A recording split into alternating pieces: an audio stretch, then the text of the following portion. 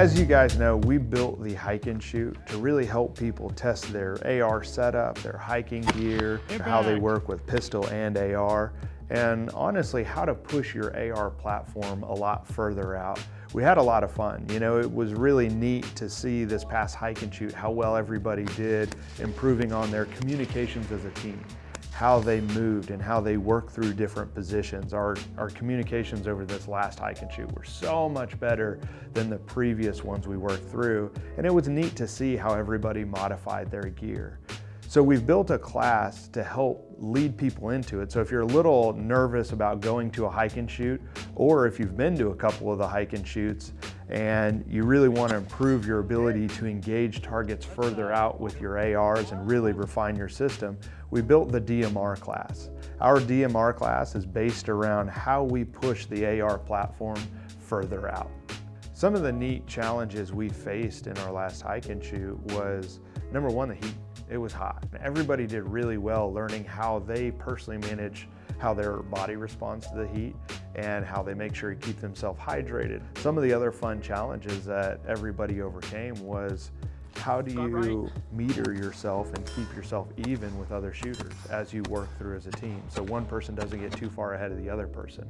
You know, talking through what you're doing. So if you're engaging targets in different sectors, the ability to say, hey, I'm ready to move.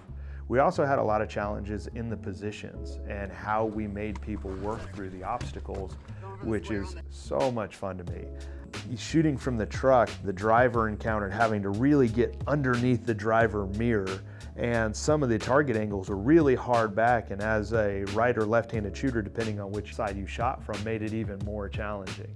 We had the Jeep stage where guys shot through all the wood pile and had to find out where all the targets were and get their angles right, moving up to 2 Jeeps, which were also dark colored. So because they were dark colored, they got really hot. So you come into this barricade that you can barely even touch. You know, one of the guys kind of burned his elbow a little bit on it.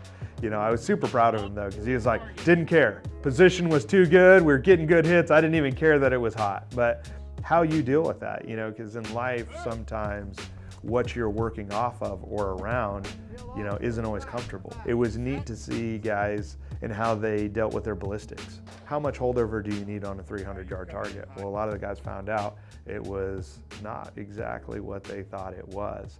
You know, and just how you work on different positions, the effects of if your rifle comes in angled as you shoot through a porthole in a barricade. What's the effect of angling the rifle? We shot off of the tank trap, so if you're shooting off the top end of one, it's kind of a shaky position, so you say, how do I reinforce that position with my body?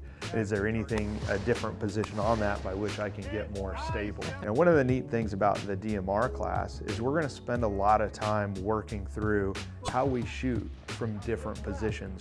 We're really going to work through that. We're going to work through the actual ballistics of the rifle. So how fast is your bullet going? How much is it going to drop at all the different distances? And then how does that relate to the reticle that is in your optic? So it's not a guess of, I think it's going to be about here, this is kind of a safe holdover, to, you know, this is exactly how much I need to hold over in my reticle. How does the wind affect this shot? So really dialing it in from an educated guess to more of a scientific approach. So that's why we're really excited about this DMR class coming up, because a lot of our guys who've shot the Hike and Shoot with us came in not really knowing and kind of doing their best and getting some on-the-fly education as we went through it.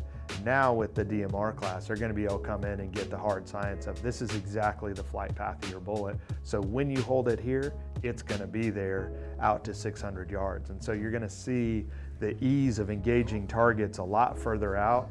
All of a sudden a 600-yard shot is not going to be that big of a deal with the AR. To sign up for the DMR class, go to georgiafiringline.com/training. If you scroll down to the bottom of the page, you'll see the DMR class. That's where you go to sign up for it. And remember, continue to push your boundaries, continue to challenge yourself, and as always, stay safe.